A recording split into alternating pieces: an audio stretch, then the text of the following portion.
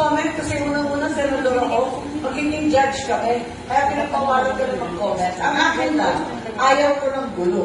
Ayoko ng impeachment, ayoko ng destabilization, ayoko ng ICC, ayoko ng REVGO, ayoko ng gulo. Hindi ako manggulo eh. Ayoko talaga ng ganyan. Gusto ko, itong mga project ni Mayor Win, ni Vice, gusto ko yung mga ganyan.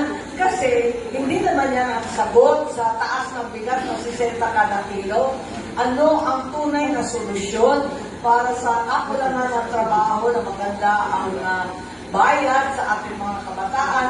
Yan ba talaga ang solusyon para magkaroon tayo ng sapat na tulong sa PWD, sa ating mag-uuma, at ating mangingisda? Palagay ko, hindi gulo ang solusyon.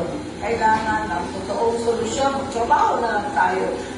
Damo ang problema natin, yun na lang ang solusyon. Huwag lang dagdagan. Pinaharangan, ang sinabi ko, ayoko ng gulo.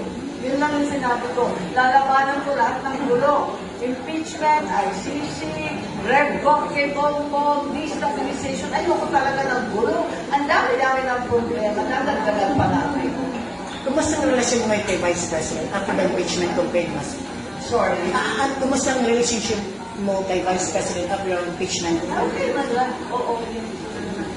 Mas na lang. Sinabi ng former Senate President Rilon na pwede magpatawag ng special session si Presidente for the impeachment. As a general rule, it should really come from the Senate. And it's for urgent legislation. Ang mga senador, since October pa yan, ng 2023, naririnig na namin, parang hindi naman karapat-dapat. Kaya nagkasundo kami sa Hunyo na lang, when we reconvene with July.